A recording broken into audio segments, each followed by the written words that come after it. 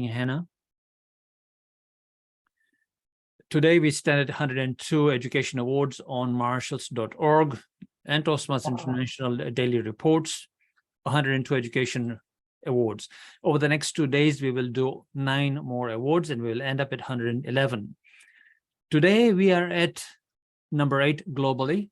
The club that we were taking along with together and going along well, and we had the same number of awards, has jumped to number 6, and we've been pushed down to number 8.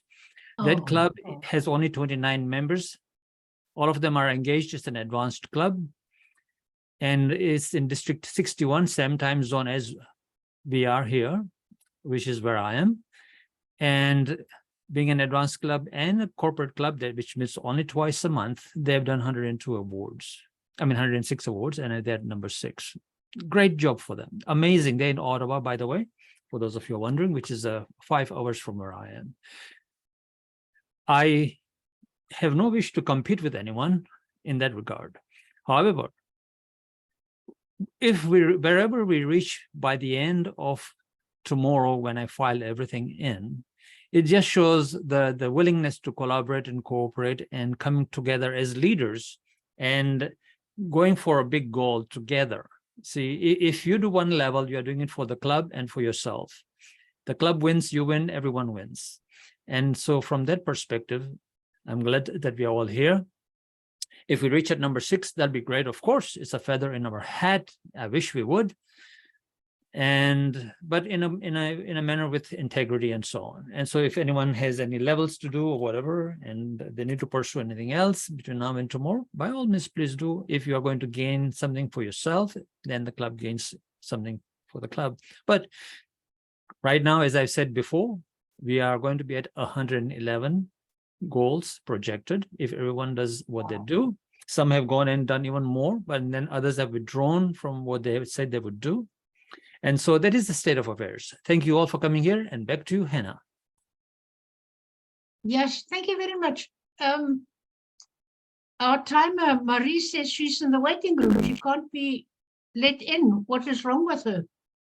She's probably in a different meeting. Yeah, okay. All right. Let me just quickly send her a message, please. Sure. I'm at this. So while Hannah is sending the message, our first speaker is going to be Rosie, and she's going to be speaking from level 4, strategic relationships. I mean, pathways, yes, level 4. And she's doing public relations strategies, 5 to 7 minutes. She's going to be presenting a speech on how to apply a public relations plan. I'm sure she's going to talk a little bit about coffee from the subject, from the title of her speech, and she's going to put a report together for us on how Dorman's Coffee is doing, which is where she's the managing director. Can you imagine? Wow. One of our global leaders in coffee from Kenya. And by the way, Kenyan coffee is one of the best coffees on the planet. And I'm biased? I don't know, but I'm from Kenya. You figure it out if I'm biased. Okay, so while I'll do the timing so long. Okay. All right. So having introduced what the objectives are, I will pass it on to you, Madam Toastmaster, to introduce the speaker. Yes, welcome, Rosie. With the speech, I think she's changed the title a little bit. Good things happen over coffee. Good things happen over coffee. Rosie, over to you. I'll start timing. Not yet, not yet. I want to share screen. Sorry. My link is so bad today. I'm so sorry. Just let me know when you're ready. Yeah, just about.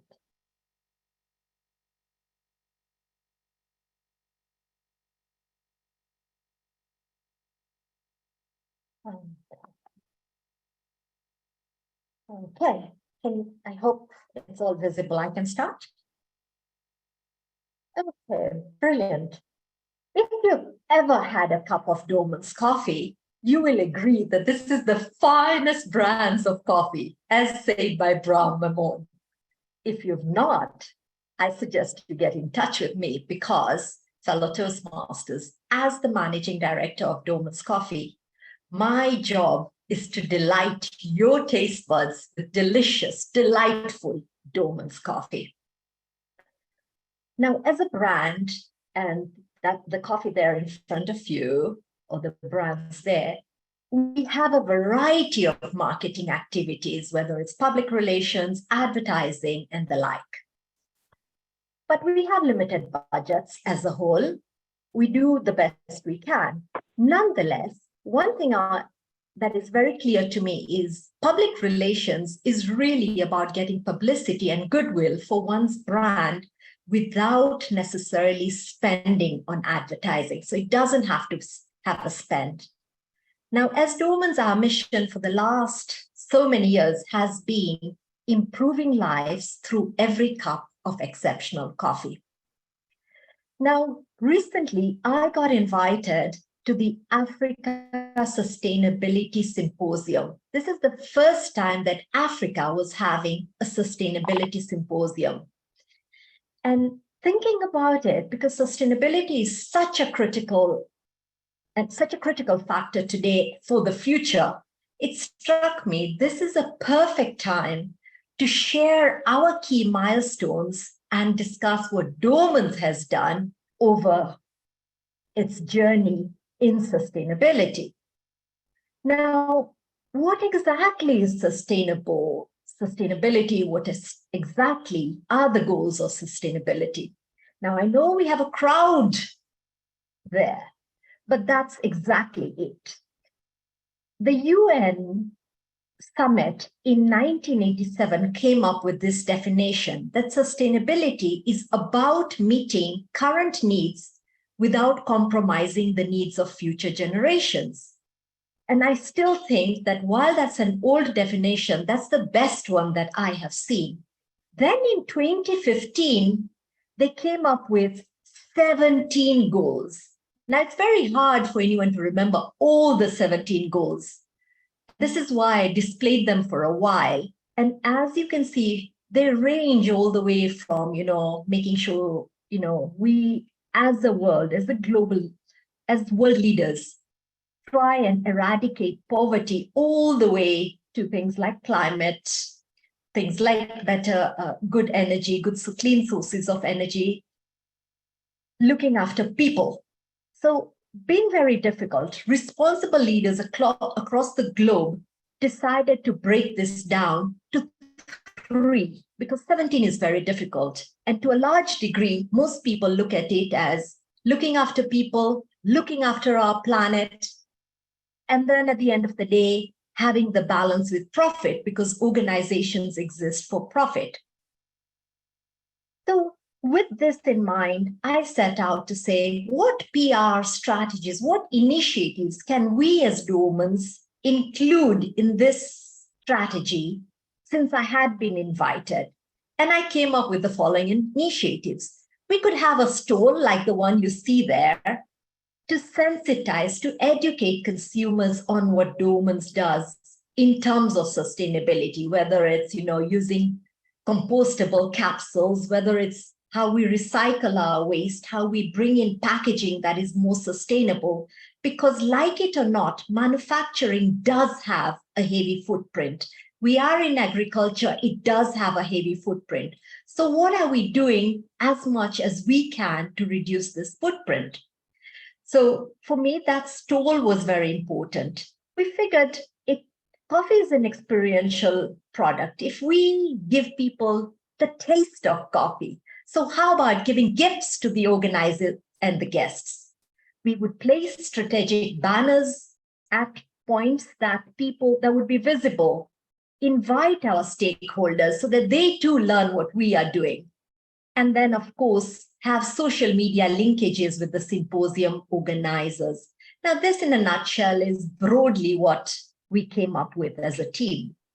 But today, what I want to largely talk about is, as a panel speaker, as a leader who was invited to speak about my thoughts, how could I, without knowing fully well the exact questions that are asked, speak about what we are doing in our journey over and above what can be seen by individuals at the stalls? So I've tried to pick a few snippets to share here with the teams. So the first, what you see there is a helicopter view of our premises. Yes, we moved to this state-of-the-art premises in what is a city called Tartu City, and they call it City in a City quite recently, in fact, in the last 5 years. We moved here because we were in the industrial area, the heart of where there was so much pollution. Here we were able to construct largely a green facility, but most importantly, we gave use of 5,700 square meters of our roof space to put up solar modules. This enabled clean energy, and this way we are able to put back what we don't use back to the grid, reducing the carbon footprint. We set up a school of coffee. With the school, we educate not just women by closing that gap, and women for a long time, their role has been relegated to manual labor in coffee, but we want to empower them to bridge the gap. We also educate the youth and link them with our customers for jobs. So this for us is a big step in our sustainability journey. We partner with people who can train farmers on climate smart technologies like planting shade trees, the right inputs. We partner with fair trade. We have a fair trade label. They audit the farmers, they audit to make sure there's no child labor, equal wages are paid. We also have Rainforest Alliance certifications where the environment is a key factor, so that even as we grow coffee, we are making sure that water is conserved, we are making sure that soils are best utilized. So these were the main elements that I want to put out. And I say to every one of you, how sustainable is your cup of coffee? What are you doing to make sure that when you work with your partners, they have responsible sourcing, they look out after the people, they look after the planet, and they make sure the whole supply chain is sustainable.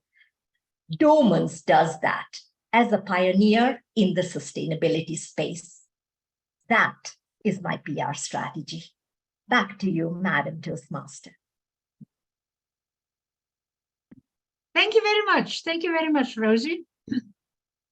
Our evaluator, are you ready, or do you want a few You can minutes? have another speech for him to prepare, I think. Okay.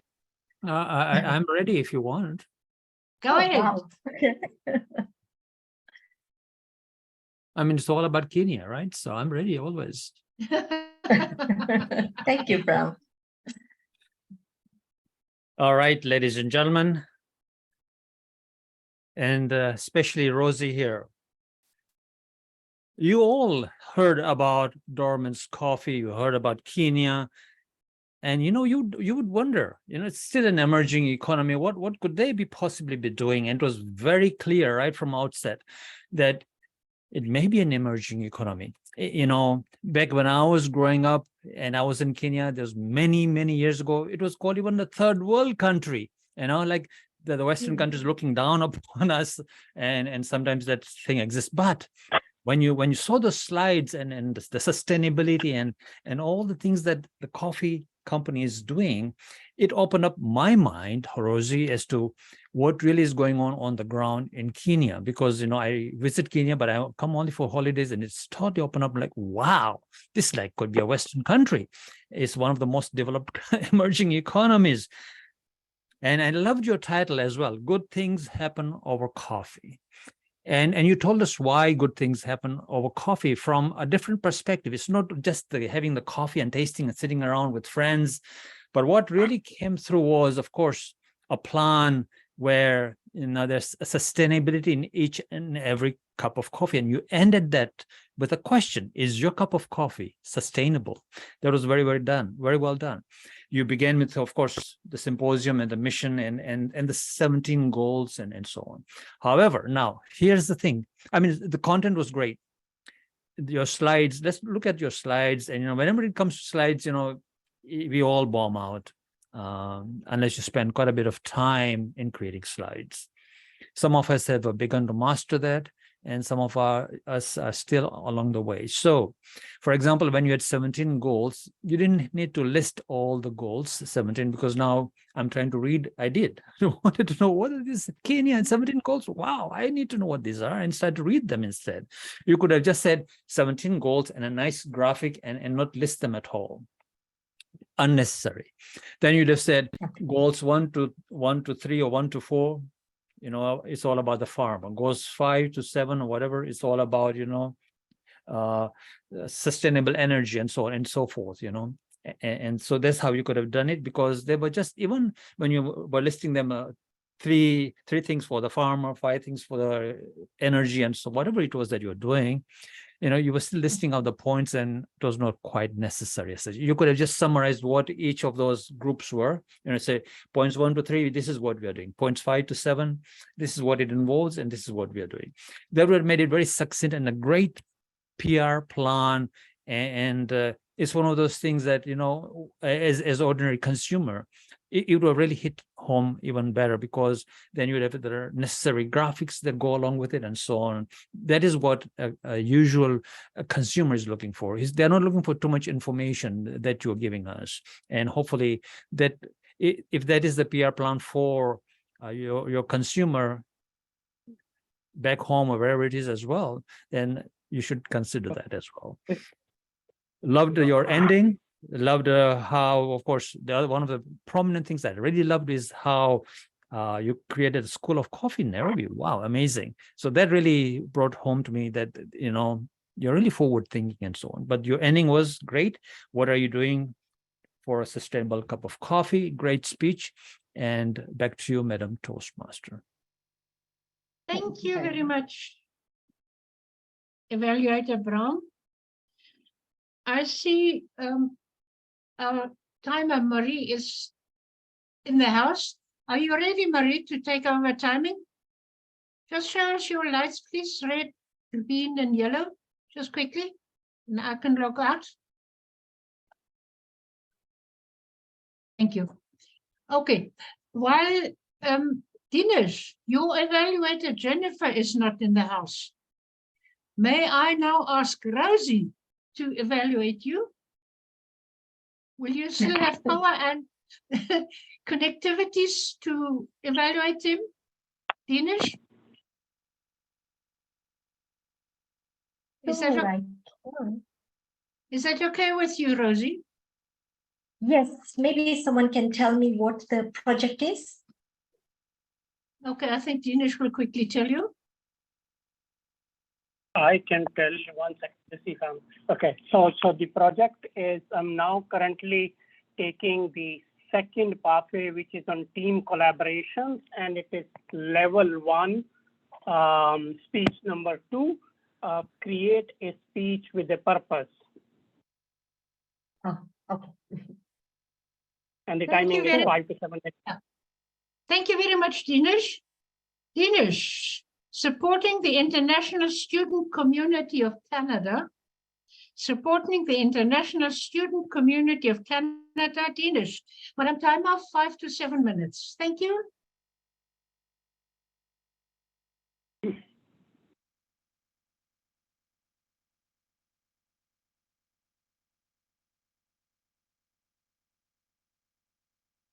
Thank you, Madam Toastmasters, fellow Toastmasters, and welcome guests.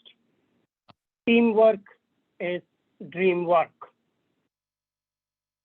Supporting Canada's international student community. This presentation is divided into 6 parts: background, current scenario, BMG's contribution, team collaborations, testimonials, and looking ahead. Background information, as you can read it, Canada benefits economically from immigrants and international student community.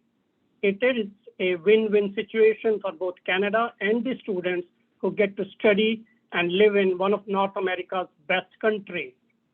With Canadian education and culturally trained candidates, the industry gets the best talent. However, the current scenario is the system for bringing these prospective students to Canada is broken. Many individuals and organizations have a vested interest in manipulating the system, and very importantly, in Canada, the living costs are very high. International students pay 3 times more tuition fees than the domestic students. And some of the prospective students don't even come to Canada to study, but to get the permanent residency, because as I said, Canada is one of the best North American countries to live. You can see this. An average undergraduate tuition fees for a domestic student versus an international student. It is 3 to 4 times high for an international student. So when people send their kids to Canada saying that go study there, you are going to live in one of North America's best countries, they have to pay. The way things are, people back in India or other countries, they are able to afford the first semester fee, but the second and third and the fourth semester fee, they have to earn here while studying. So they go and work in the grocery stores, Tim Hortons, so on and so forth, in addition to studying also. You can see them. These are real life pictures. But other than that, there is a whole lot of other issues that are involved onto it too, because the number of students that are coming here and the infrastructure is not there to help them, support them, and integrate them into the Canadian culture. Tons of issues keep happening with these international students. Very recently, there was a news there that 700 Indian students were being deported back to India. Why? Because a couple of years back, one of the vested interest immigration consultant created fake documents to get the admission into the Canadian colleges.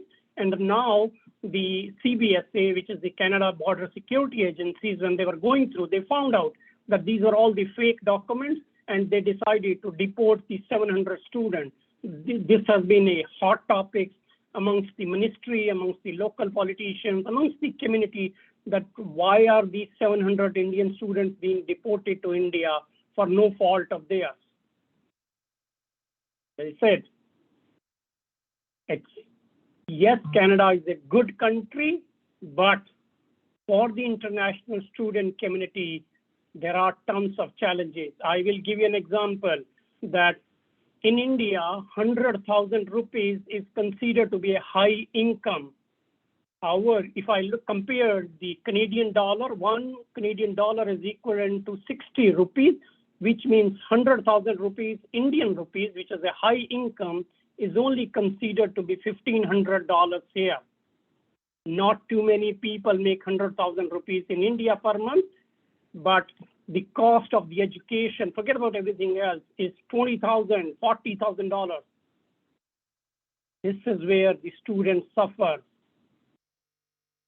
So what are we doing it? BMG is a not-for-profit organization supporting the newcomers and international student community. What are we doing it? We are educating at grassroots level about the importance of good education for international students. We are collaborating with academic institutions to provide the students with the tools that they need to succeed in Canada. We are organizing independent programs to assist both the immigrant and international student community in achieving their goals in Canada. However, we know we can't do it alone. So we have now partnered with community colleges. We recently organized a 5-module program with Sheridan College. What are your employee rights? What is the cultural awareness? So on and so forth. And the program was so successful that many other community colleges have now reached out to us saying that, hey, let's do these programs at our colleges also. We are doing these programs on an individual level basis also. And as I said, we can't do it alone. So we have a team of the professionals. These are the people that are professionally settled in Canada, but they want to give back to the community. And we are not only doing it within our community, we are building we are building an ecosystem amongst different communities so that we can support them. We were recently at a car wash. You can look at the number of students that are there, okay, doing a fundraising in order to pay for their education. But one of the initiatives that we've done it at ground level is we built up a student ambassador program where we are going to be educating some students, and they will go forward and will share their knowledge with the other students. We picked up this idea from Leadership Speak. So thank you, Brahm, for starting that ambassador program here at Leadership Speak. Because of this, we are celebrating success. Yesterday, we attended the graduation ceremony for a couple of our student ambassadors at Niagara College, Toronto. We started seeing the difference in the work that we are doing it. And last but not the least, in spite of the challenges, there is hope. Ontario colleges are now moving ahead to protect Canada's international student community.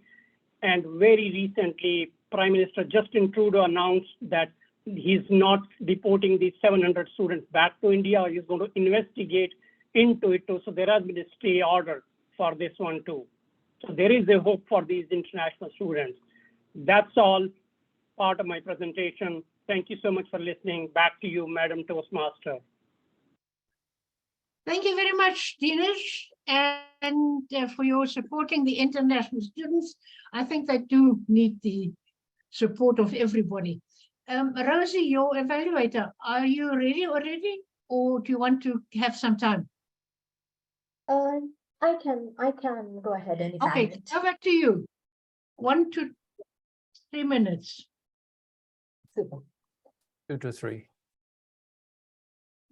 Dinesh, thank you very, very much for your presentation. And once again, I've said this before, and I commend you for the wonderful job that you are doing in your organization in helping immigrants and in helping students. And I love that, the passion you have for what you do is evident from every presentation you make. And I can feel the authenticity and the sincerity. And for that, I truly, truly commend you. Now, your speech was to have a purpose, and the purpose was very clear. It was an informative speech. It was really building a bit of what I was doing, building goodwill for your organization.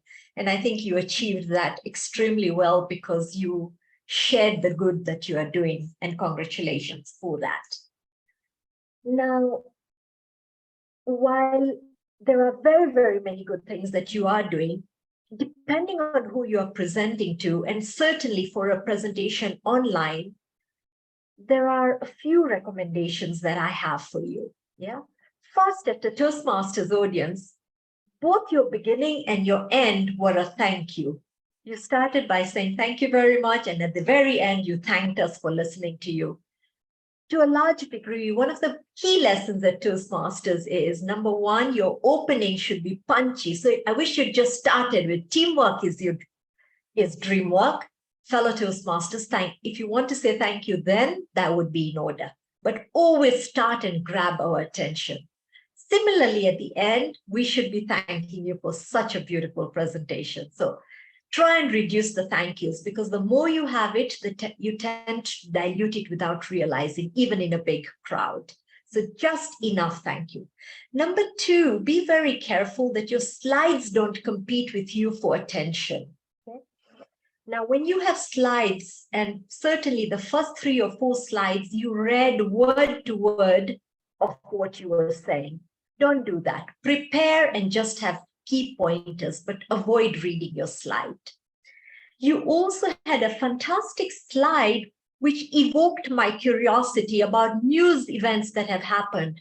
But sadly, what that did for me, or for you, if you like, because we want to listen to you about this India phenomena, But I was wanting to know what happened to Satwinder Singh at 28? What happened to an Indian student dying?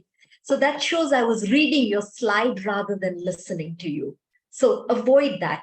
Bring the slide you want or the story you want and relate it. And you can say there are many more stories of that nature and guide us where to look. This way, the audience will listen to you rather than focus on what you are sharing. I also noticed the Toastmasters logo. I'm not sure you are allowed to have a Toastmasters logo competing. You can use Toastmasters logo on Toastmasters material. I'm not very sure. So it's just a recommendation in case you are sharing this with the public at large. But coming back to the overall purpose and the need, you had a beautiful presentation which really shared what your company does. You warmed us to what you're doing. It's a very noble course. Please keep up the work. Keep helping those students. And I'm really, congratulations for the growth you're having and the greater business. Keep working at that as you are with the passion and sincerity. Back to you, Madam Toastmaster. Thank you. Thank you. Thank you very much, Rosie, for that wonderful evaluation that you've given Dinesh. And Dinesh will definitely, he's been listening with both ears open, wide open, and he'll listen to it. Thank you very much. Now, guess what? We can back to our normal agenda. Our third speaker, or now I call it the second speaker, is Mrinal. Is he there? And his evaluator is Harish. Harish, would you kindly read out the objectives? Thank you, Hannah. I was at loss because I didn't know there was a change in agenda. I was eagerly waiting to start off my speech for Mrinal. Having worked with a Japanese principle, the word Kaizen, that is continuous improvement, has become part of my DNA. And having worked in Toastmasters, Kaizen is bread and butter of all Toastmasters, isn't it? Continuous improvement is better than delayed perfection, says Mark Twain. What I love about Toastmasters is that we get instant evaluation here in Toastmasters. As they say, feedback is breakfast of champions. Today, my speaker, Mrinal Ghosh, is going to enlighten us on how to live life to the fullest. In this 5 to 7 minutes of speech, the main objective is that Mrinal is going to listen to the feedback he receives today, because he's going to implement and apply this feedback in his project speeches. I wish my speaker, Mrinal, all the best, and back to Hannah. Thank you very much, Harish. Mrinal, live life to the fullest. Live life to the fullest. Mrinal, over to you. 5 to 7 minutes. Thank you. Everyone, please unmute yourselves and take a deep breath. Close your eyes and say, think, if you have 30 days in your life, then what you want to do in your life? If you want to live for another 30 days, then what you want to do with your life? Anyone want to share with me? Anyone? Yeah, Brahm. I want to go up Mount Everest. Wow, great. Jyoti? I would quickly go and meet my daughter. Great. Hannah? I want to visit everybody overseas in Canada. I can see many faces. I don't know why people are having a so serious face. Yeah, just laugh. You love for yourself. There is only one life. Enjoy the every moment of life. Live your life to the fullest moment of your life. That's all about life. Today, we all are complaining about, we are all very busy. We are fed up with our life. So much stress our life. How can I handle the stress? Corporate world, so much work to do. Then personal life, that is also more challenging. How can I manage both the things in a balanced way? Personal life and professional life is very challenging. So let me people, today I shared about 3 people's story. I hope you may be inspired from these 3 people. First story it's not a big deal, I think. First story of thought. We all are always worried about money. If money is there, man, we can't do anything. But trust me, friend, I just want to talk about thought. Who already traveled 201 countries across the globe in a span of 7 years without flying here. Can you imagine that? 201 countries in span of 7 years. That's all talking about thought. And you know, average spend per day, just $20. We must think that person who travel across the world, they may be very rich persons, maybe a businessman, maybe the top position in the corporate world like you. But trust me, if you have dream, if you have passion, if you want to live your life to the fullest, you can do anything. Trust me, friends. Why actually I'm telling? But it's not so easy. A lot of difficulties also there.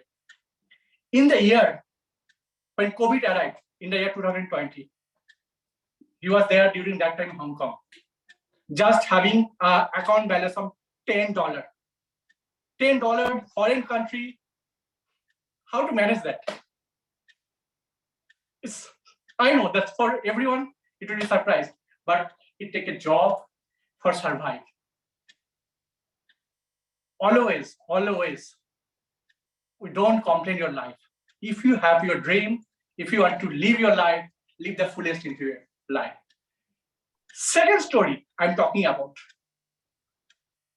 Cassie, solo female traveler from California, who traveled 196 countries within a span of 3 years, which is already a world record holder. Solo traveler. You must be thinking, she traveled across the globe, 196 countries. Maybe he one of the top-notch richest person in the world. Then only can do that. But trust me, friend, she's paying from pocket $10,000 only. Only $10,000. She traveled 196 countries across the globe. And one incident, there are a lot of incidents there from this story, but I just want to share one incident. During landing in the Cuba airport, in Cuba, what happened? American visa, credit card is not working. Cash amount there, American dollar, $20. After reaching hotel, she cried a lot. His card is not working. You know, suppose you have good intent in your life, all people are here to help you. Trust me, friend. You don't know how you can handle such kind of situation in your life. Everything can be manageable. What happened? Taxi driver told me in a Spanish language in Cuba. So I'll just translate into English. You are my daughter. You are my like a daughter. I have 3 daughters. Don't worry. You come in my room. You can save. You can. How many days you want to stay with? My room is always okay. And literally, she spent a night, one of the memorable night of Cassie in Cuba with taxi driver room. So why actually I'm telling is that because if you have your life, yes, complaint is definitely there. A lot of challenges is always there in our life. Without challenges, we all know that without darkness, we can't see the light. Life is also similar way. Same way, last topic I just want to discuss the first story of Mrinal. In the year 2005, never traveled outside the state, but within a short span of another 10 years, already able to type 12 countries. When I dream about that, I'll travel one country. But trust me, I think that's, for me, it's totally impossible to travel outside India. How can I manage the money? But if you have dream, you don't know. And on the world support us to help you, whatever you want to achieve your life. That's why till now I traveled 12 countries, but I have decided each and every year, nowadays I should travel at least one country. So that's my dream. So this all about, yeah, this is the world. How many countries are there? And we are such a small persons. And we have a lot of egos, status quo. I don't know why. Here, you should be free mind. I think for me, we should surround our life to the serene of nature.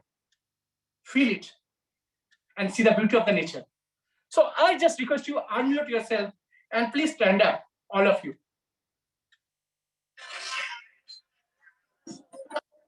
It's your life. Enjoy your life. Leave the life to the fullest. Back to you. Thank you very much, Mrinal. Let's take a deep breath and we'll reach the top of the mountain, Mount Everest, and every other mountain. Thank you very much, Mrinal. Now we come to our third speaker, and that is Soundar. Can I do my evaluation, finish it off? I'm ready. No, we'll wait for we now go normal. We now go normal, the normal agenda. It was just for the two first speakers because Rosie had difficulties with internet connection and power and so forth. Now we're back to normal. We're back to normal now. I have to leave a bit early. So I thought I'll just finish off my evaluation. Right. Go ahead. Go ahead. 1 to 2 minutes, 1 to 3 minutes. Okay, thank you. And just a second, it's Yes? always 2 to 3 minutes. 2 to 3 minutes, please. Are they all? Yeah.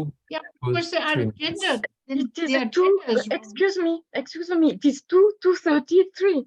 They change. Yes. Yes, Okay. thank you. But here and there it says it's 1 to 3 minutes. Then we'll have to correct the agenda. We have Okay. both the time. Yeah, Okay, we'll keep them all to 2 to 3 minutes. there's an error Over there, to but you. Over to you, Harish. it's usually 2 to 3. Thank you, Anna. Mrinal,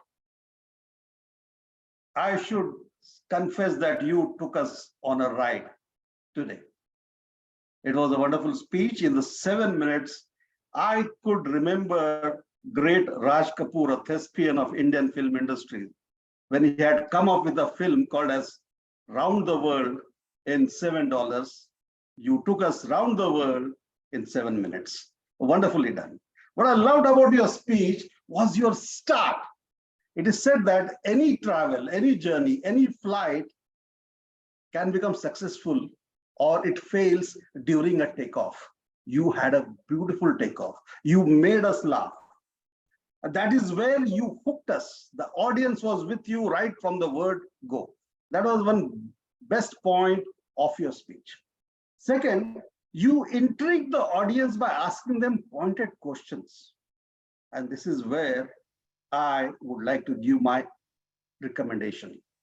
Sometimes, if your question is open-ended, you may not get an answer which you are expecting. So better frame a question in such a way that you get the answer what you deserve. Suppose you get an answer otherwise, you will be rattled. The entire flow of your speech will get disturbed. Remember that. What I loved about your speech was it was full of life and it was so contagious that we were with you. I loved 3 stories, 3 travelogues, what you had come up with. The first one, someone who visited 200 countries, second one, 196, and third one was our own Mrinal, who wants to compete with them and increase his score from 12 onwards. Any good story or the secret formula for giving a wonderful persuasive speech as laid down by Aristotle is that you should have ethos, pathos, and logos. Ethos you build that trustworthiness. We felt that, yes, Mrinal is here to tell us something. Pathos, you brought in that pathos when you were narrating Ters's story and her Cuba days. And that emotional content was very good. And Logos, yes, you came, you triggered our logical mind, told us that you as a traveler would like to increase your score from 12 countries onwards. One point which I would like to recommend here one more time is the way you use the prop. You had a wonderful prop, very graphical. You showed us the entire globe, but it was not properly kept. You had kept it somewhere down. Had you kept it on a table in front of you, it could have been easily picked up and showed it to us. That is where probably you lost out on some time. Remember that. Otherwise, around the world in 7 minutes, wonderfully done. Over to you, Hannah. Thank you. Thank you very much, Harish, for that evaluation. And thanks for giving Mrinal the answer regarding the usage of the props, which you will definitely do so next time. Thank you very much. Wonderful evaluation. Our third speaker is Soundar, and Brahm is his evaluator. Brahm, would you kindly give the objectives of the speech? I certainly will. Madam Toastmaster, Toastmaster Soundar is speaking from the Persuasive Influence Path, Level 5, second speech.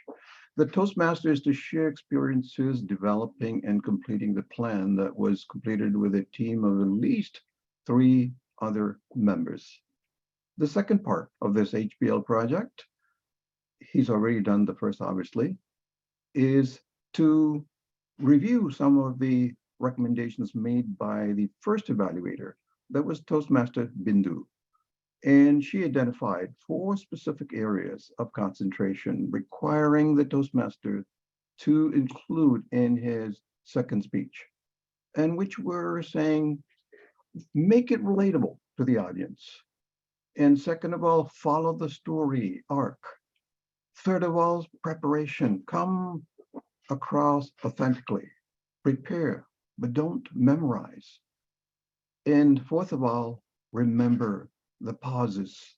The most important part of your speech is when you stop talking. Need to give them time to think, time to laugh. With that, Madam Toastmasters, back to you. Thank you very much, Ram. Soundar, it's done. It's done. Soundar, over to you. I hope you're able to see my screen. Please give me a confirmation. Yes, it's blank though. Okay. Yes, Then, it's blank. Okay, now we can get started. It's done. It's done. That's what was asked. They were not sure. Can it be done? And when I say it's done, they were not sure, kind of surprising. Is it possible to get it done? That's what it was for me. After completing a project, a challenging project, which we all know, last week you know about how it got started. It was with a 20K project for a 2-week support, which went on to become a 6 million plus project. And this had a lot of visibilities, many challenges coming along with it for the quick turnover that you have to make in completing the project. And it had all the elements of what we call VUCA: volatility, uncertainty, complexity, and ambiguity. What not? With this, we get started and moved on. You all would remember this plan. It's in 5 quarters. We have to get done. The client is ready. The project is awarded with a 20K project work, which becomes a 6 million for us. And we have to deliver the high tickets and the low tickets, implementation of a master data management system. It's a niche area, finding people, all the challenges we had apart from people, the technical implementation itself. And we did get started with some of the challenges which you also saw last time. What was working against us and what was also helping us, and very specifically, which was supporting the challenges that itself is supporting, was the leadership presence. And how we were able to handle it and move forward was all the challenge that I could say. And from the volatility, uncertainty, complexity, and ambiguity, how it got done, it was much more challenge. The push was get it done, make it happen, take it to a closure, no room for failures, know the unknowns, don't drop the ball, keep moving on, get it done. That's the pressure we were into as a team. And we know this is doable job, but all was kind of the pressure of not having enough team, not having the right skills, all other challenge that gets mounted for us. And the whole thing that we're able to get along, move along is kind of work through the challenges, understand them and address them appropriately as we move. And that's what we started doing by taking one challenge at a time, one at a time, and allocating people responsible for it. So the 40-member team itself started complementing and contributing for the project success. And we had some plans, and the actuals was much different than what we wanted to in demand fulfillment, in skilling, backfill that we have to do because people want to leave and we still have to kind of get people moving on the project. And we had SLAs to kind of address also, else we'll be kind of getting into penalties. And this is where the leadership abilities comes in. We have to kind of persuade people. We have to kind of let them not to feel about the volatility, complexity, ambiguity, uncertainty. We have to take them forward from that and say, enough, this is possible, this is doable. And with that, we were able to get done by fulfilling, and there was a late fulfillment as demands, getting people for the project, but we were able to address it, some of the challenges and later all the challenges. And it was on delivery quality. We had to take a hit, but we were able to improve on it. And the morale of it is where the most challenges was when we have to kind of do it, because it is very soft in nature, handling people. And the plan was different. The actuals, when we started implementing it, we were able to see what it is for the people. And very specifically, the leadership skills that helps them as kind of interaction with each and everyone as an employees, as a project members, and what they want to contribute, what their strengths they are able to bring in, and what other challenges they have in completing these tasks. That is where we were able to get it done. And slowly we were able to move from an amber to green, and steadily we were able to stay in green status till the project got in. And that's how it was the journey for us for the next 5 quarters. Even though I was not there for the entire 5 quarters of the project, I was able to kind of hand it over to a much able team. And I was able to kind of ensure that I got to know that it got completed with 100%. That's what it was. So what makes it happen is interaction that we have to have with the team and knowing their strengths and play with their strengths. And this is how I was able to kind of help the project and say, yes, it's done. And thanks to those 40-member team who trusted this leader and all the internal and external stakeholders. And for quick reference, the team lead who was helping me out and the project that I handed over was Dinesh, and my reporting manager was Abhishek. Thanks to them also. Thank you, Toastmasters of the day. Thank you very much, Soundar. It's done. But at leadership speed, that is not a challenge for us to say it's done. No, we don't. We will try and allow no time for failures. Our next speaker, wow, is Brahm. And Amit is his evaluator. Amit, would you kindly read the objectives of Brahm's speech? Sure, Hannah. Thank you very much. Ladies and gentlemen, today we would be watching Brahm more than listening to him. He's delivering a speech under the pathway effective body language, and he's chosen a topic that lends itself to expressions through movement and gestures. And he'll deliver a speech containing practiced and refined non-verbal communication. I wish Brahm all the very best, and back to you, Hannah. Thank you very much. And Madam Timer, Brahm's speech is 10 minutes, 11 minutes, 12 minutes, please. Brahm, Louis, Brahm, over to you.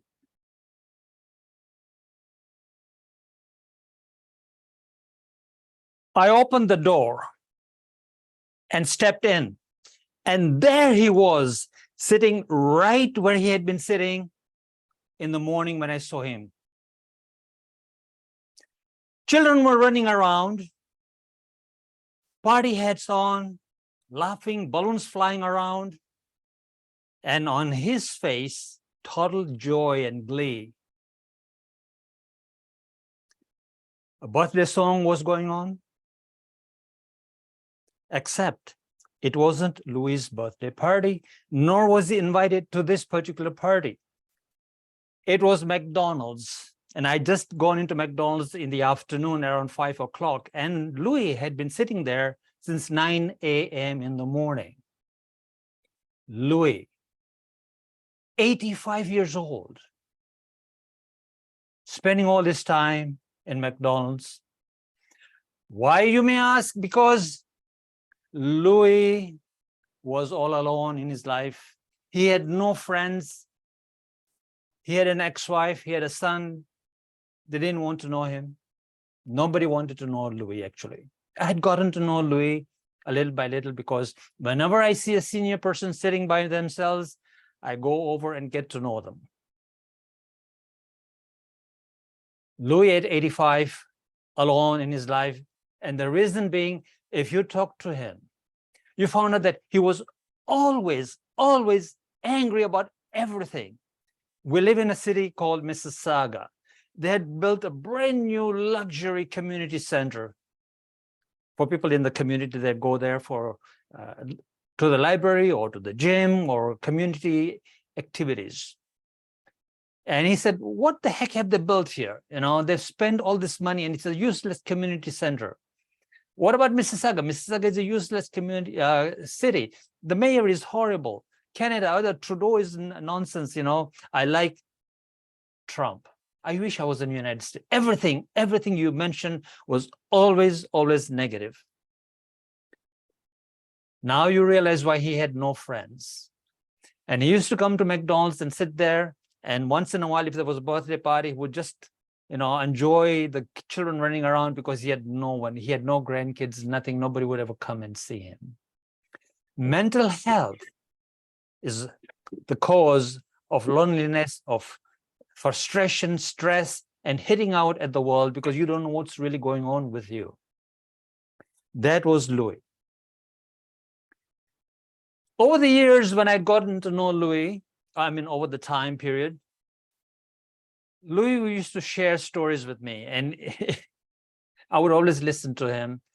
And whenever he was angry, I would just listen. Sometimes, of course, I would just, you know, put it back into his face to make him realize, and he would apologize, actually. But most of the time I listened, and some of the stories he told me was just amazing. He had come from Serbia to Canada many years ago. He was a waiter in Serbia. He had made lots of money and had started a restaurant. He married there, came over here. He was a bricklayer, then a data entry, and then worked in computers. Bright man. When he shook your hand, very strong handshake, very strong handshake. But when he would sit down with his hand shaking, you know, and he would sit down, lower himself into the chair. And when he walked, you know, like an 85-year-old. Some of the 85-year-olds you may have seen, he walked like that, all bent and all that. And as I got to know him, I realized that he'd come to Mississauga. He used to live in Kingston, which is about 300 miles from Mississauga, and he'd come to live in Mississauga because after his divorce, he had a girlfriend, and he found a girlfriend in Mississauga, and he had moved to Mississauga. And then he shared with me why he was alone. His girlfriend had died of cancer. And that was 25, 30 years back. And he had been living in Mississauga from the age of 55 to 35, 85, all by himself. And he was getting very frustrated. And one day he said, I used to live in Kingston and I used to coach kids and I loved it. I loved coaching kids soccer. And I was a great coach and I want to move back to Kingston. I told him, don't go back to Kingston. You won't find what you're looking for. He said, no, I will. Yeah, sure, those kids have grown up. They were 16, 17, 12, 10, whatever they were. Now they're maybe in the 45, 50, but they have their own kids and I'll find them and I'll coach their kids. Well, anyways, I didn't see him for a few weeks. And then one day I walked into the restaurant and there he was in his favorite chair. And he was visibly shaken, totally shaken, and he was totally discombobulated. He was not quite aware of his surroundings and where he was and where he was sitting, and he was totally confused. And over the next few days, as I met him, I began to realize, and as he shared with me, he told me he had gone back to Kingston. He had gone back to Kingston, and when he went to the playground, where he used to teach soccer, he had gone by train, and then there he had gone. And where he used to coach and play soccer, guess what? Exactly what I thought he found there. He found there was no playground, tall buildings, no one he ever knew anywhere around. Of course, 35 years, all right? Lots of development had taken place. Kingston had grown into something else. Ladies and gentlemen, mental health is a very bad situation to get into. And you have to seek help, and you have to live your life in a way that you don't get into that place of being into mental health situations. Here's the thing that I've learned from Louis. You cannot rewind time and go back and relive your life. You can only move forward and sort of come to terms with where you are and move forward. But if you get to a situation where, at 85, you're unaware and you're lonely and alone, it'd be very difficult to get to that place of reconciling and moving forward. He once shared with me, his son had called him and said, I need some money. And he gave his son $10,000. $10,000. And then he tells me, my son never calls me. He never calls me. And I understood why. And I just listened. I'm sure when he called, he would be telling his son how to live his life. His son was now 55. Or he probably was shouting at his son and saying how miserable everything was. Nobody wanted to talk to him.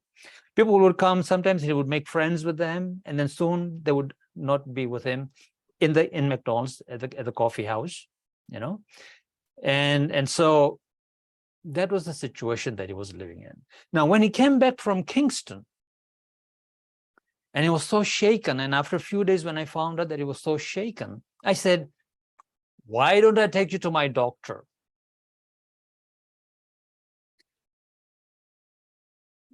Then I said, well, let's go to your doctor. And because I didn't know, how far his doctor was, where we would have to take a taxi, whatever. So I said, do you know where your doctor is first?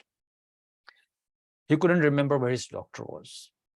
He didn't know how to get there, what her name was. I said, okay, I'll take you to my doctor. Anyways, like I said, and she's right across the parking lot from McDonald's, like 200 yards from where we are. Come on, come along. Let's go and see her instead. So I took him and walked to the doctor's office. And as we stood outside the doctor's clinic, he looked at the clinic. He said, oh, Dr. Amin, that is my doctor. Whoa, what a coincidence. His doctor and my doctor were the same doctor. So we went in and I explained to the receptionist that I have come with him and I'd like to go with him into the doctor's room for her to sort of talk to him and whatever, just to make sure that he would be okay. And then I would perhaps leave or whatever. So Dr. Amin comes in while we were waiting, and I was there with him.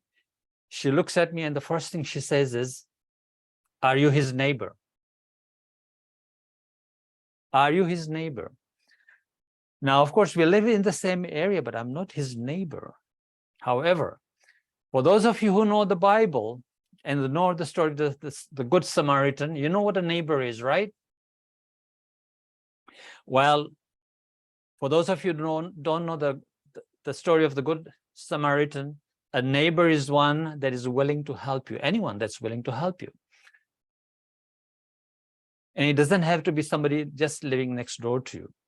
So in the story of the Good Samaritan, a merchant is robbed and thrown by the side of the river, by the side of the road, and a priest passes by and is too busy and wants to get to the church, and so he doesn't look at the person by the roadside, injured and so on, that had been robbed. And then a Good Samaritan passes by, and he takes him in, bandages him, gives him food, takes him to the nearest town, puts him in an inn, and asks the innkeeper to look after the man, and here's some money. And if he comes back when he's passing by through the town again, he would pay for any extras if possible. You know, and the lesson was that merchant was a good neighbor. They didn't have to live next door to each other. So I said, yes, I am a neighbor. I'm a neighbor. I'm a neighbor of Louis. You see, I don't have good news for you about Louis, because then pandemic hit. And then I saw him, and so the restaurant was closed. He could not go spend time in the restaurant. I only saw him once on the street as I was passing him by. And as soon as he saw me, he didn't recognize me. And I said, "Hi, Louis." And he started shouting at the top of his voice about something that had happened that he had heard about a few years back. And he was shouting and going crazy because of mental health. And I'm afraid after that, when the restaurant opened again and we went in, and since October, I've been going for a coffee, I haven't seen Louis at all. God knows what happened to him. There's no good news about Louis. But here's the lesson that I've learned is always be a good neighbor to somebody who's senior. And if you see them, be a good neighbor to them. Always make sure that you don't live a life of regret, that forgive everyone, make sure that your mental health is good, and forgive everyone, get to know and have good relationships with people around you and connect with people. It's so important, so that when you get older, you have people around you, and when it's time for you to go, you go peacefully.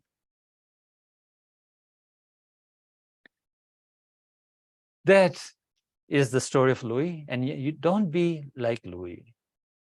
I had learned a lot, and I try my best every day to live a healthy life, not be like Louis, and make sure that I use my brain well and drink a lot of coffee at McDonald's. If it was Dormant's, I would do that at Dormant's.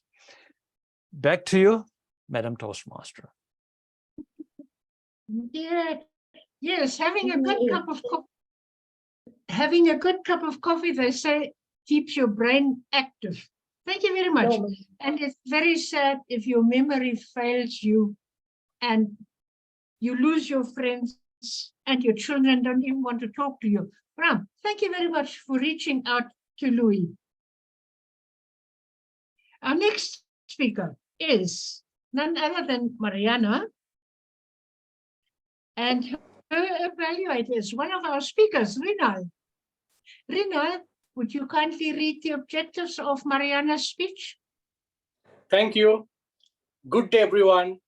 Today, our speaker, Marianna, will be delivered from Pathways Leadership Development Level 3 project, Connect with Your Audience. The purpose of this project is for the member to practice the skills needed to connect with an unfamiliar audience. Title of the speech, I Learned. Title of the speech, I Learned. All the best to Marianna. Back to you, Hannah. Thank you very much, Mrinal. Marianna Burka, I learned. Marianna, over to you.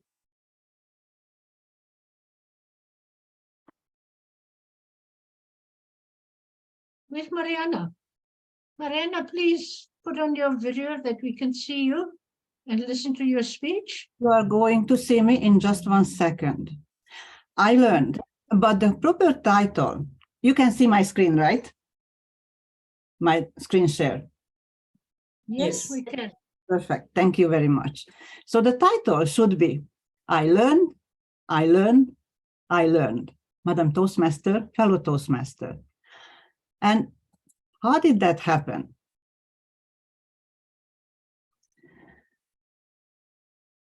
I started a journey, which many of us familiar with it.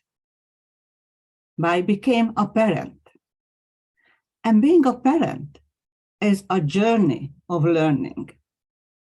We usually look at that as when we become a parent, we are happy, we are joyful, and we have responsibility. We feel that tremendous pressure of being responsible for a little living being.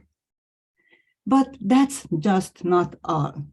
We're usually looking at our children as not just responsibility, but someone we have to teach. We're looking at them that we're gonna give them all we have so they can grow up to be healthy, happy, and smart. And we forget that in the meantime, we are learning from them as well, as they are growing day by day.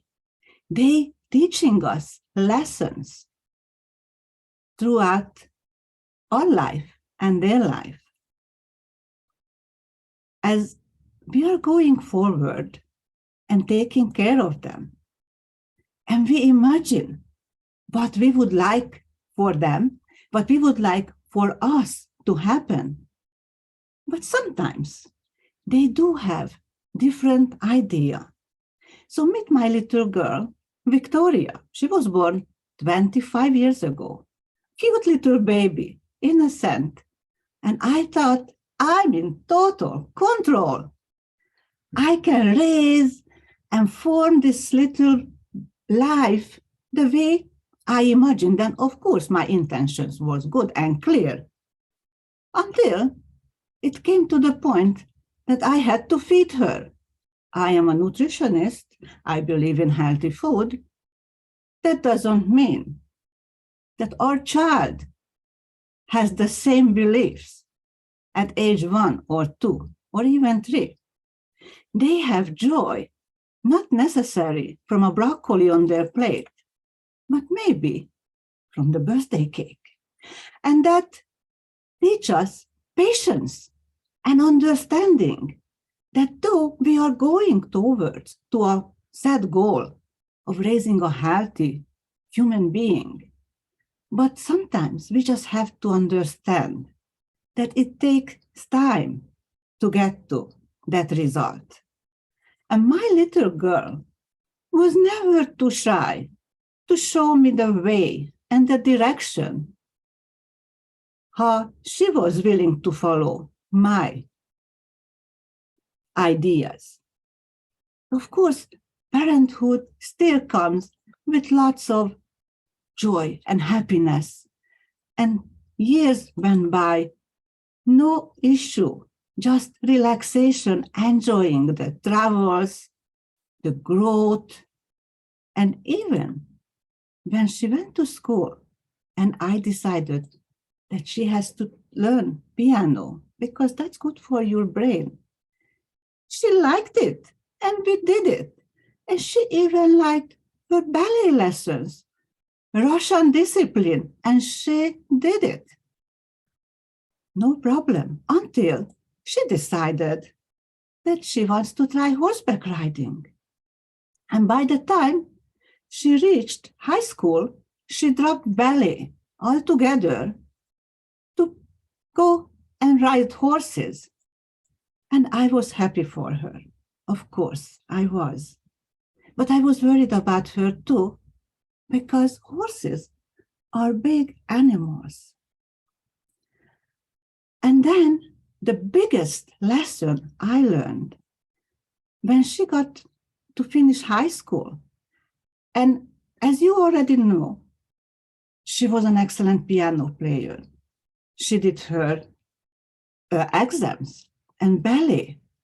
And she is a very talented artist. Her favorite is pencil. But yet, she decided that she's not going to university. She decided to go and take a job in a barn to milk horses, to take care of horses, and get up 5 o'clock in the morning. And that was the hardest lesson I ever received from my daughter, to accept her wishes, to let go my dreams for her, to finish university, to be maybe an artist or a scientist. But that let go paid off, because if you look at her happy face around her horse, you can see that she did a right decision. And so did I when I went along with it. And most importantly, as a parent, as we raise our child, we get a friend for life. And fellow Toastmasters, what did you learn from your children? Back to you, Madam Toastmaster. Thank you very much, Marianna. Yes, we shall never stop learning. We may not stop learning. We may not stop learning. Even from small children, even from babies, we learn how they act, and then we learn what's wrong with that, and they'll teach us. Thank you very much. Our next speaker, and I think that is the final speaker, is Noorul. And, no, sorry, our penultimate speaker is Paramjit. And his evaluator is Daniel. Daniel, would you kindly read the objectives of Paramjit's speech? Over to you, Daniel. Thank you, Madam Toastmaster of the Day. Our next speaker is Paramjit Singh. Paramjit is doing a project on mentoring. The purpose of the project is for the member to clearly define how Toastmasters envisions mentoring. And this is for the member to share some aspects of previous experience as a protege. Some of the things we're looking out for, the mentor completing this project is developing an understanding of Toastmasters mentoring. The speech is about the time when the member was a protege. It may be from any time in his life. The member may discuss any aspect of the protege experience. The speech should not be a report on the content of the introduction to Toastmasters mentoring. Back to you, Madam Toastmaster of the Day, Hannah. Thank you very much, Daniel. And Paramjit, mentor.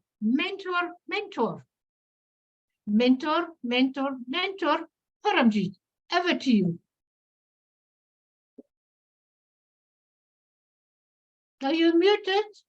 You're muted. Mentor, and mentor. This 6-word letter, I have listened more than the word Toastmaster after beginning my journey as a guest in a Toastmaster club or as a Toastmaster. This is self-evident that how Toastmaster International sees a role of a mentor in a Toastmaster's journey. Knowingly or unknowingly, we all have mentors throughout our life, starting from our birth to end of our life. If I see about achieving my goals, I can trace back to either to a mentor or any individual who helped me to achieve that goal. But I was not fortunate enough to have a formal mentor in any aspect of my life until I got a call and an email from DTM Jaideep Singh after I joined Wings of Magic Toastmaster Club. I was really surprised by the humble wording of the email, very small email. I am delighted to bag another opportunity to learn from you. Can you call me tomorrow by 10 a.m.? As a new Toastmaster and having different doubts in my mind, it was like calling a commander-in-chief who's going to tell you about do's and don'ts of Toastmaster or Toastmaster speech. Still, I got the courage to listen to his long speech maybe. Instead, I was dumbfounded when he listened to me very patiently. He was very friendly, very warm, and very encouraging. And after talking to him for about 1 hour,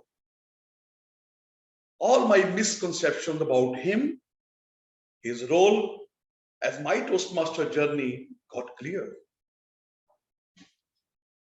And I was also very pleased to know that he will only facilitate my style of writing as well as my way of delivering the speeches. And he will not impose his style on me. This was proven absolutely right when I sent my icebreaker speech to him for improvisation. And he just said, "Why? Okay, you just change few words to make it more effective, as well as have a transitions between the paragraphs." And after that, all my speeches, he helped me to learn in new skills, starting from vocal variety, gestures, writing a script, even using rhetorical devices, which helped me to bag great prizes in area level and division level. This was all his efforts, and his time is spent on me from his very busy schedule as a very great surgeon. I offer my gratitude for him to enable me to become a Toastmaster, who can he be proud of. I have realized another thing, that if any mentor like DTM Jaideep was in my life, I would have achieved much more. He has encouraged me, he supported me, and even he challenged me, which helped me to grow as a good speaker.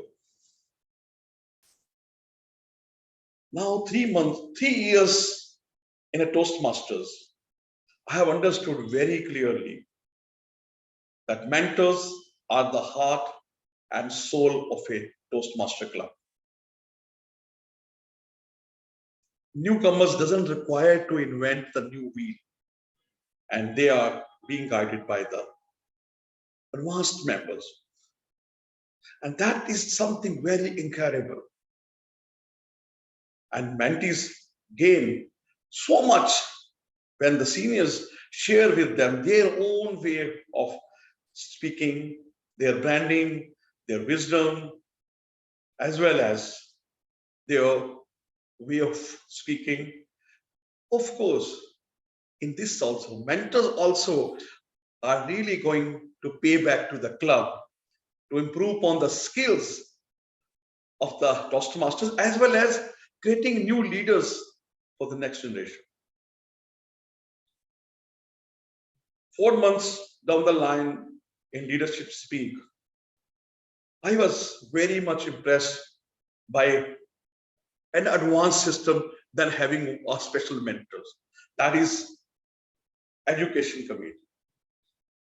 The Education Committee is really available with so many of good mentors, as well as good experts who can really help you to add your skills or more in your achieve your goals.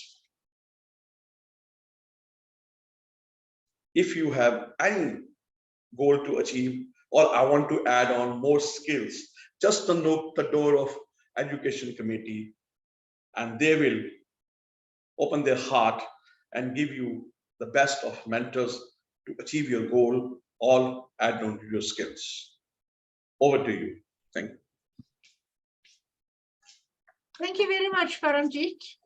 Yeah, learning new skills from your mentor has definitely made an impact in your presenting at your speeches. Thank you to your mentor. Now we come to our last speaker. And she is none other than Noorul. And her evaluator is Yoti. Yoti, would you kindly read out the objectives? Over to you. Thank you very much, Toastmaster of the Day. Today, DTM Noorul will be presenting from the Dynamic Leadership Path. Reflect on your path. The purpose of the speech is for the speaker to reflect on her growth during the completion of an entire path and share some aspects of her growth during the completion of the path. Congratulations, and over to DTM Munawwara. Thank you very Timer, much. it's between, sorry, timer can be noted, it's 10 to 12 minutes. Yeah. Madam Timer, 10 minutes, 11 minutes, 12 minutes for Noorul. Noorul, commence, connect, and conquer.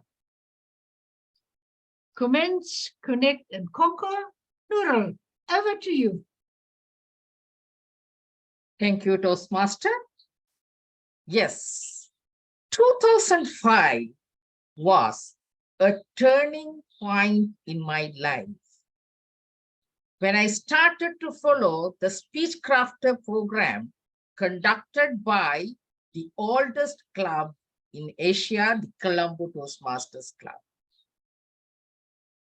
My dear friends, the 10-week speechcraft program conducted by inspirational speakers, talented Toastmasters, made us to charter a club, the first outstation club in Sri Lanka in 2006. Yes, they made a change in my life. It's a turning point in my life. During 2005, we didn't have these pathways.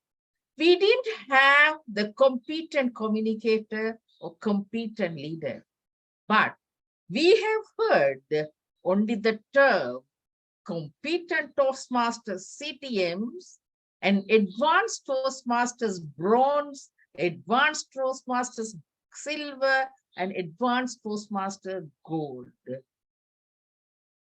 But no sooner our club was chartered, we received, for our surprise, 2 manuals from Toastmasters International called Competent Communicator and Competent Leadership.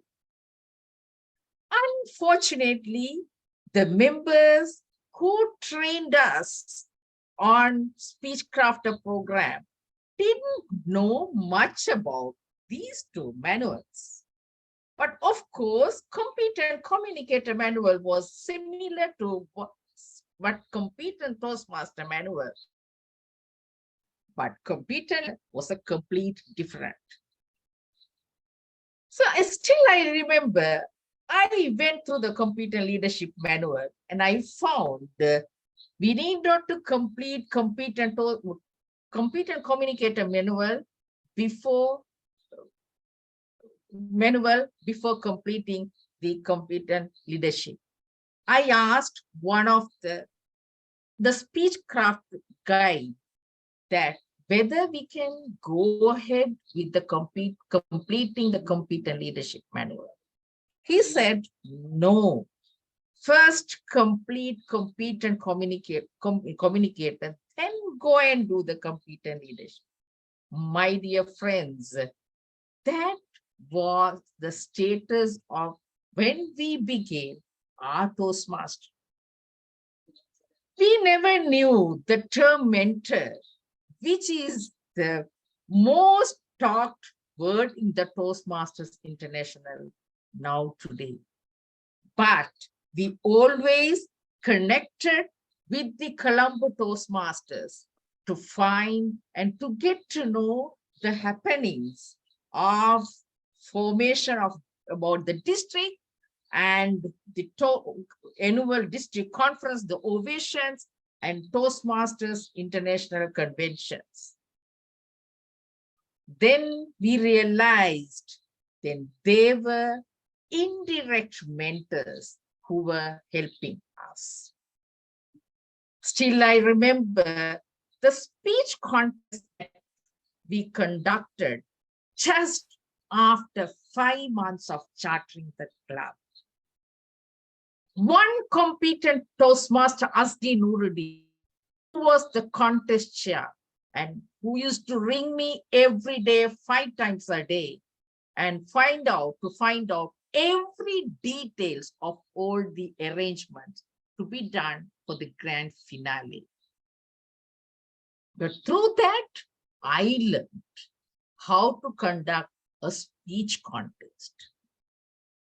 And in 2007, I became the contest chair for the same contest. Remember, those contests were not meant to the Toastmasters, but we organized for the among the schools surrounding in our area and the interfaculty of our university, both outside organization. My dear friends, that time I realized we have lot of strength within ourselves. That Toastmaster is the only place that which could broad our inherent talent and show it to the world and for us to conquer the leadership.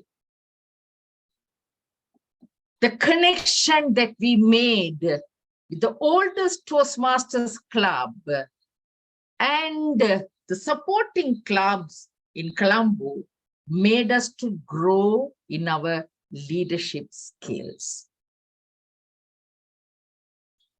Then again, in 2013, there was a proposal by Toastmasters International to revise the existing education program at that time. That means it was called Revitalized Education Program. So I became REP ambassador of Toastmasters International. That was another step in my Toastmaster career. Yes, we had introductory sessions, went around the clubs, we did the program, the changes that might occur in the programs. But it was not materialized. Then the third step came. What? The pathway introduction. So I became pathway guide for 2 clubs, and I became pathway ambassador for 4 clubs. Again, I learned why these pathways, why did I introduce the education program pathways? Understood the basics and continue to help the clubs to educate them and make them to understand the transition step for them to understand the importance of the pathways. But my dear friends, by the time that they started to implement pathway program in our country, I was into the leadership of district trio. Which made me to slow down giving my speeches in the club, as I had to involve in the leadership activities. There were a lot of reluctance enrolling in pathways. And we had to conduct not one program, number of programs, especially the members who were there for more than a decade were completely reluctant even to enroll on pathways, especially who have achieved DTM, do not want to proceed with their projects, although they renewed their membership. So, my dear friends, it was another challenge in my leadership as one of the member of the tribe.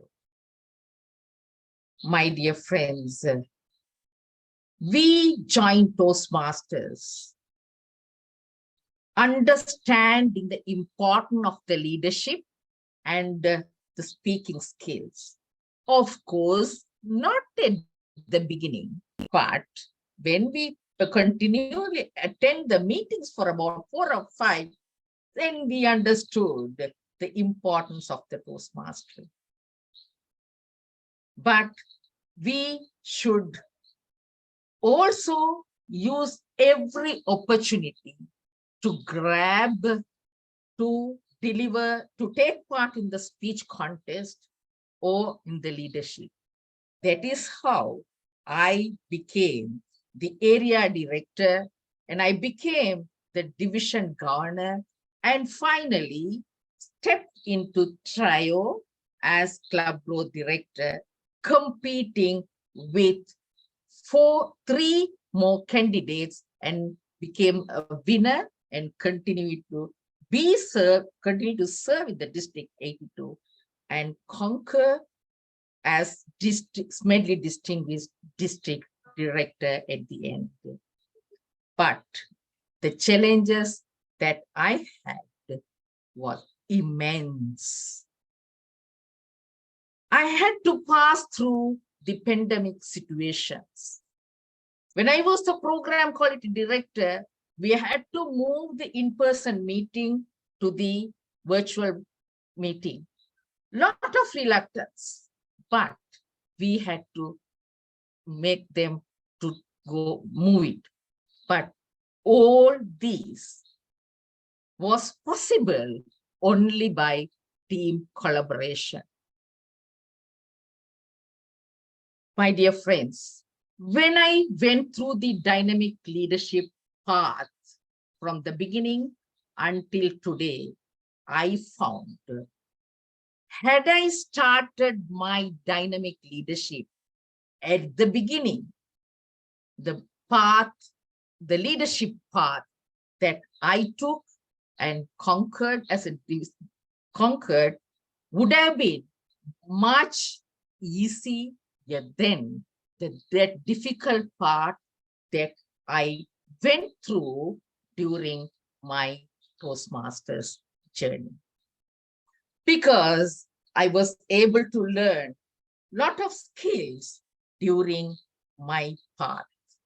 So, my dear friends, pathway is the path to develop yourself, commence your project, and connect with the people and conquer your leadership. Over to you, Toastmaster.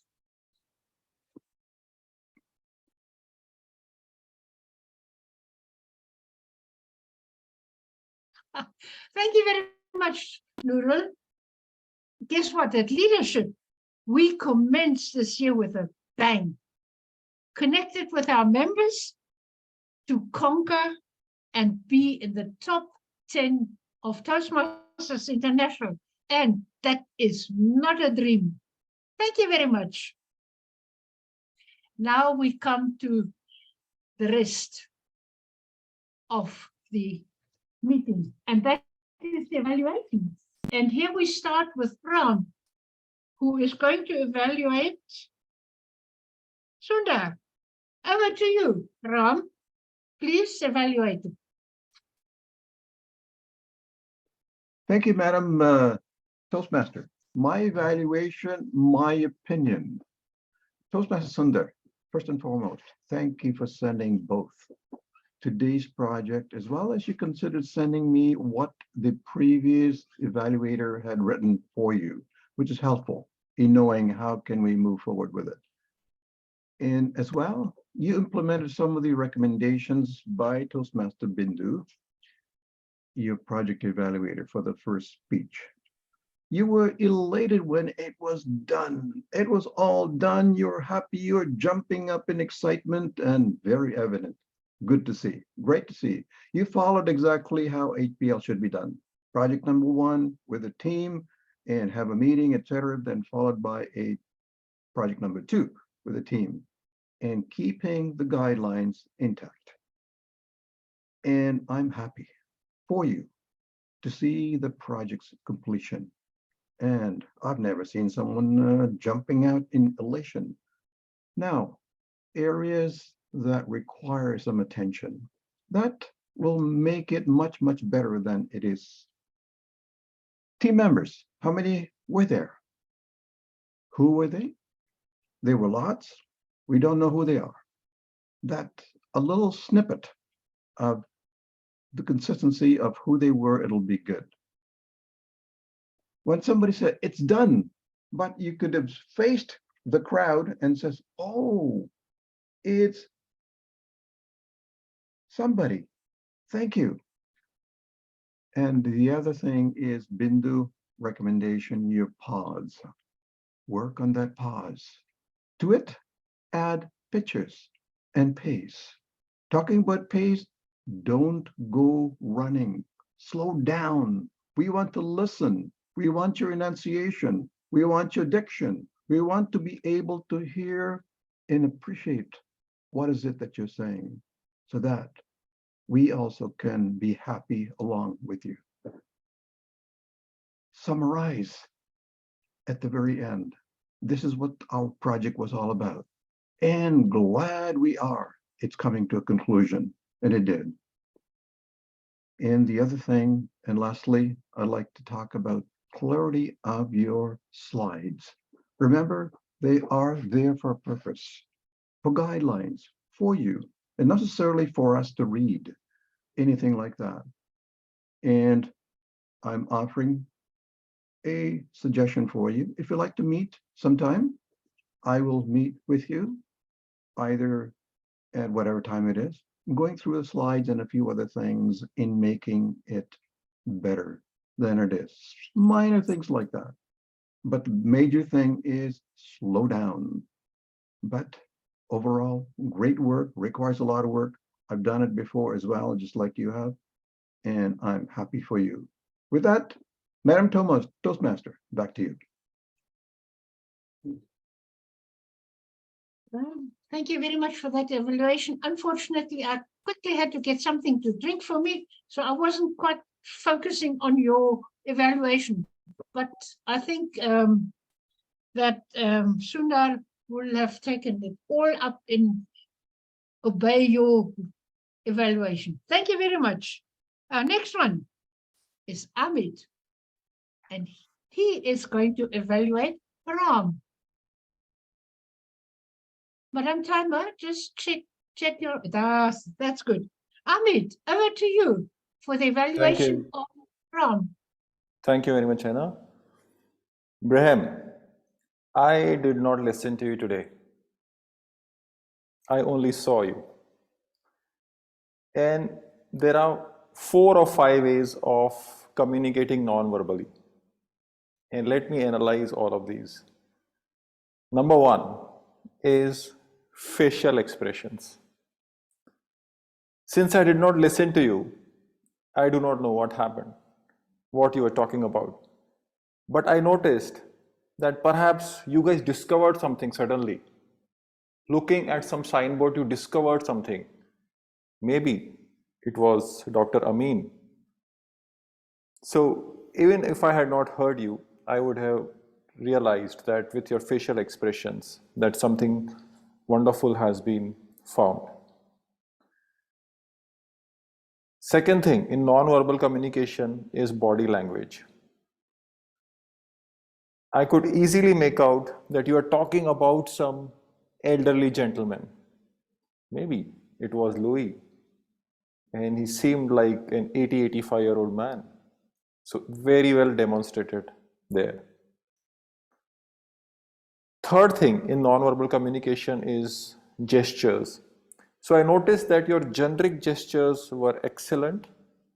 You were very comfortable with your hand movements, and it seemed very natural and free-flowing. So well done on that. Fourth thing is eye contact. As far as eye contact is concerned, you not only maintained eye contact, but you held that eye contact. So when you had to demonstrate that sorrow in the eyes of Louis, you actually continue to maintain that eye contact with a silence. So that conveyed that sorrow. The last thing is space utilization, where I feel you could have done better. But I'll come back to that, and I'll talk about some other areas that you could have done better in the earlier 4 points that I covered. As far as facial expression is concerned, I think when you first entered McDonald's, you did say that you were surprised to look at Louis. Even without listening to you, I should have perhaps caught that sense from looking at you, like some sort of an expression. Oh, you know, when you saw Louis there, I should have seen that facial expression which should have spoken rather than the words. So I think that is where you could have done slightly better. Second thing is, as far as the space is concerned, I think you could have utilized the space better by, you are of course standing up, but we should have, if we could have seen the full screen and a chair in one corner where Louis is sitting, and all your conversations when you're talking about Louis at McDonald's are happening there in that space, and the rest are happening to the left. So that could have been better. And finally, one challenge for you, Brahm, since this speech was more about expressions, I think there was a lot of scope for demonstrating your expressions had you played the role of Louis. Instead of Brahm telling us the story about Louis, it should have been Louis who's talking, where there was a lot more scope of demonstrating your expressions and making use of that and showing Brahm as a good Samaritan, helping Louis, helping you, and you are Louis. So perhaps in the next speech you can try playing the role of Louis, where you will get an opportunity to use a lot more non-verbal communication than you did today. But overall, a fantastic speech, very well done, Brahm, and all the best to you. Thank you very much, Amit. I not only saw you, I also heard your evaluation. Your vocal variety, as you mentioned it to Brahm, I mean, you could have also had a little bit more vocal variety into your evaluation. Demonstrated how Brahm could have used that, especially the dialogue with the 85-year-old Louis. Thank you very much for that. Our next evaluator is, let me check, Mrinal, and he is going to evaluate Marianna. Over to you, Mrinal. Thank you so much. Ladies and gentlemen, at the end of the day, we are just storytellers. Onus on us how well we articulate our own story. Thank you, Marianna, for sharing your transformation journey with us. Let me tell you a few things you really done excellent. First, your content of the story, your presentation. We all are mesmerized. And we are already there with your entire journey of your daughter 25 years. And what you learned, I also learned from your story. Second thing, you are throughout your presentation, maintain your eye contact, calm, composed.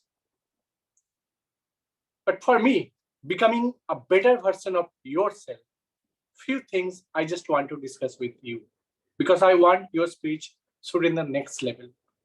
First and foremost important thing is your facial expression. Why you are always serious during your presentation? Keep smiling.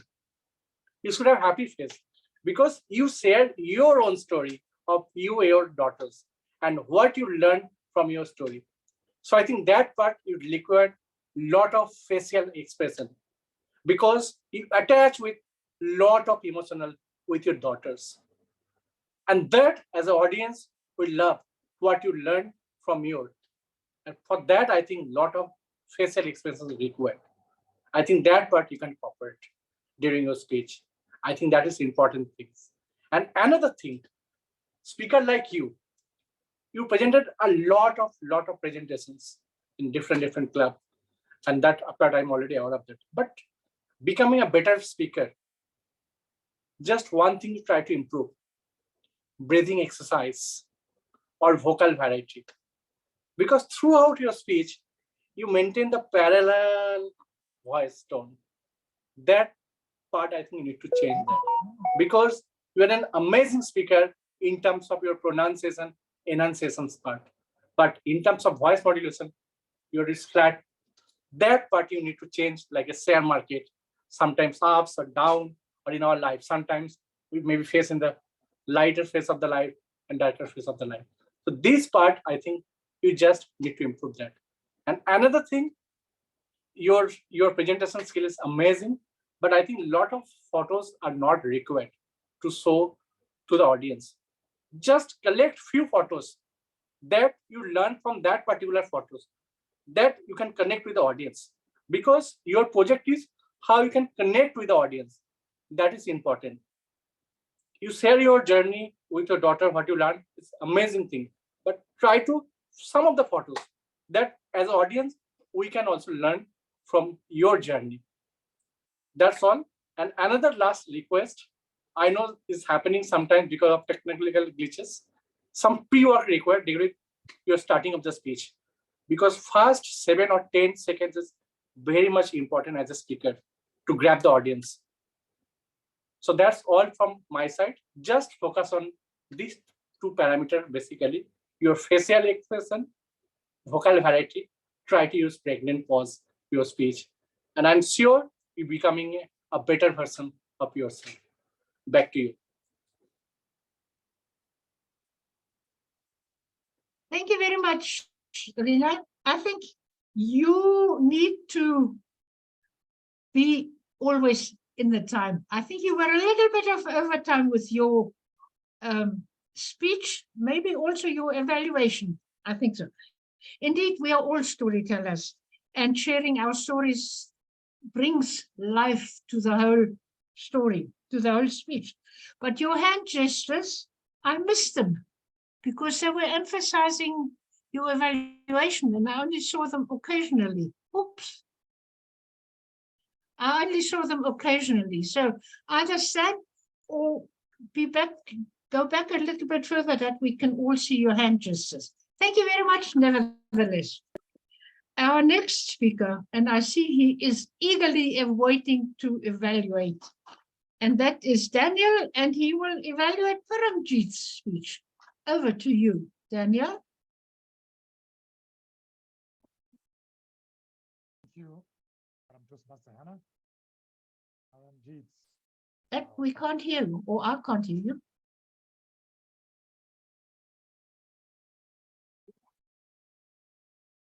Thank you, Madam Toastmaster and Paramjit. Thank you for that riveting speech. First of all, the repetition, mentor, mentor, mentor, puts in our mind the importance, the great importance of mentoring as is in Toastmasters.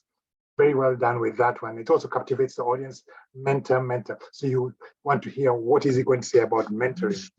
And then So that was the captivating there. Then you told us about your journey, how you first were unlucky to have a mentor and you joined Toastmasters, and then the person reached out to you. Someone you thought was so great reached out to you. That showed some honor when he reached out to you and asked, what can I learn from you? Listening is a way that gives people sense of honor, and it's a fantastic way to feel, can I listen more?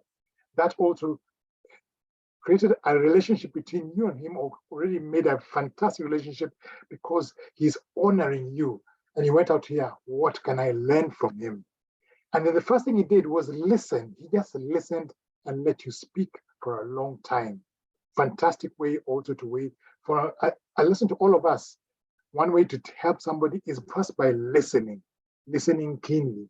And I've seen you do this, even as I came into the club, you've learned it extremely well. So that was very well done. It creates an opportunity for the mentor then to help by putting in things because you are ready to listen. It assists you in building a skill that the Toastmasters want. So I listened well. What does he need to grow? Fantastically well done. And then with that listening, it also cultivates a healthy and respectful relationship between you and the mentor. And once there's a healthy relationships, the growth is exponential because then the growth between the mentor and the mentee. So all these things were brought out well. Your story brought out. It's so nicely done. In fact, the first time the way you've put it is something I've learned from, and you've seen it, and you actually practice it. I was looking for something that, what could you maybe improve on? And it was difficult to find anything. In fact, was nothing to end up with. But one thing I thought is showing how the lessons that you have got, how you impart those lessons you've learned from as being a protege. How have I learned the lessons? How am I imparting the lessons I have learned as a protege? That will now give us something, would be our challenges. What is it I have learned, but how can I impart the lessons? And then maybe challenge yourself to give a call of action to the audiences. You too, how can you use the lessons you learned from mentors to learn that? So challenge yourself also, besides just giving us the story here, we as audiences, what can we use, that thinking, what can we use from the skills we learned to impart back so that the mentor, which is very important, is passed on to those who come into our hands. But all in all, a fantastic speech, an angle that's great. The listening thing came out very well. And I've seen you do it very well. Whenever you come to Paramjit's hands, we learn a lot. So you have done that and you've gained from it. Thank you for sharing that with us. And I look forward to your next speeches. Back to you, Madam Toastmaster. Daniel, thank you very much. You are very correct in repeating the title during the speech. Mentor, mentor, mentor gives emphasis and reiterates the speech. Listening to your evaluation is a lesson for me, definitely, to grow in my own evaluations as well. Your good vocal variety and your gestures emphasize the value of your evaluation. Thank you very much. Now we come to the last one. To the last evaluation here. Jyoti, are you ready to evaluate Noorul's speech? Over to you, Jyoti. Thank you very much, Toastmaster of the Day. My speaker, DTM Noorul. Every path completion is not just an achievement. It is also a reflection of your personal growth and the power of perseverance. That being said, today you stood tall and gave the entire story of what you did from 2005 to date. It was a brilliant summary of all that you went through. Commence, connect, and conquer. Very nicely said how you had the difficulties, the days you started with as a speech crafter, moving on and being thrown off with a surprise when all the bronze and the gold came in. Your stages as an AD, DD, and being part of trio. All that was a very quick summary of the challenges, how you could commence, and you connected, you feel that was a victory. What I felt when I looked at the virtual background, the dream and connecting the dots was extremely nice. And I thought you would connect to that too. With all that going so well when you started off, may I humbly place before you a few observations, what I was looking forward to. You come with a significant, amazing amount of experience. You so beautifully said that you were a champion for pathways, and I pulled up my chair. That's what we want today. Would you consider giving out 3 points? What do you think are the challenges? Why do you think people are hesitating? Because you've got tremendous experience in this life. You also spoke about your passage through the dynamic leadership style, but I was sort of missing on something. Was it an overall, or were you connecting for this particular path, dynamic leadership, and what was your learning at the end, at the completion of the entire pathway? I'm sure probably you gave it and there was something I missed out on it. So I would like you to consider in putting it out next time. If you could have started with a challenge at the start to say how hard it was then and how you're still sustaining the joy of taking forward so many clubs, because personally, it was through you I connect with several clubs at Sri Lanka. And I see that you're always there watching their back. That was something which I thought you could have brought in here to say that is the connect to conquer any difficulty.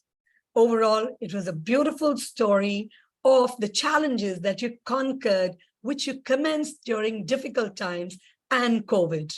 With that being said, the last few things that I would truly like to know, how to overcome and keep the current gen connected. Thank you, and over to the Toastmaster of the day.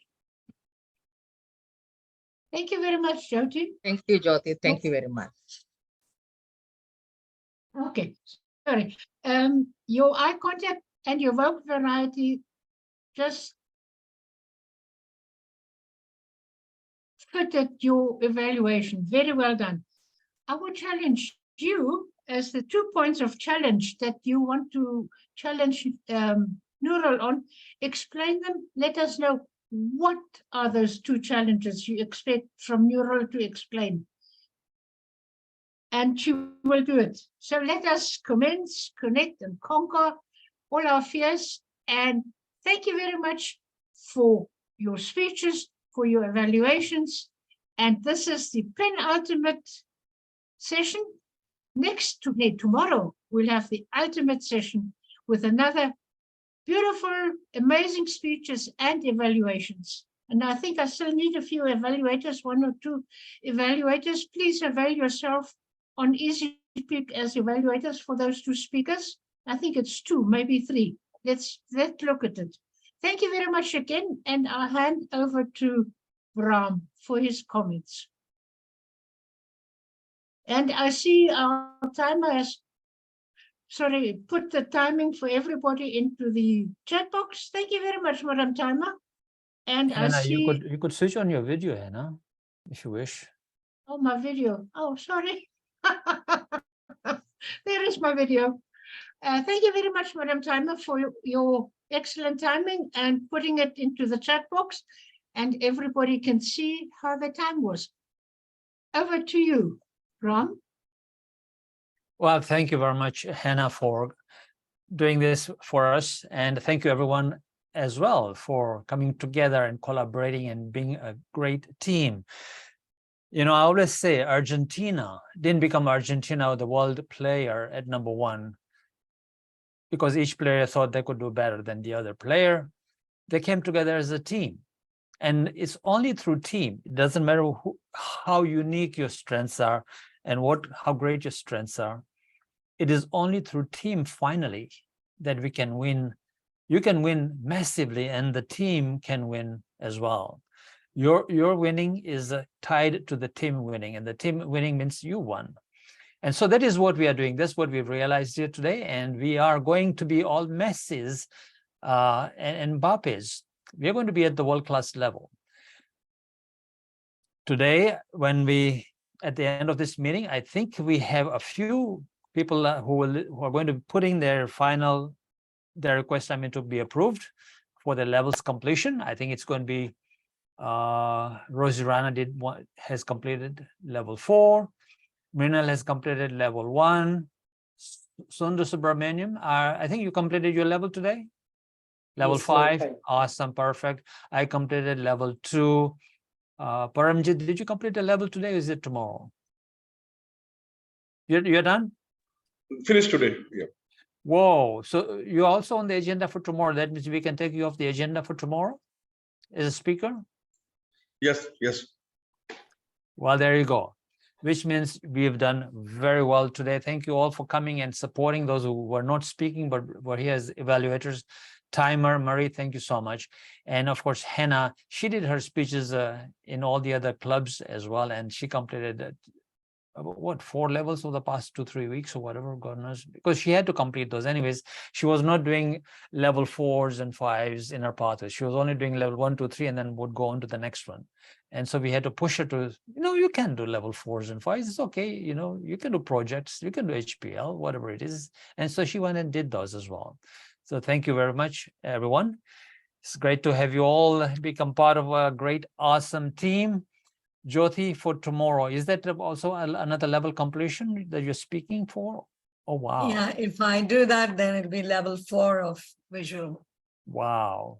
Yes, Brahm, I Amazing. also completed my level 5 today. Yeah, but that was just path completion or reflecting the path, but not as a level, Yes. right? Yes, and that's great as well. Thank you so much for doing that. And with that, ladies and gentlemen, this meeting is adjourned. Thank you. Stop the recording.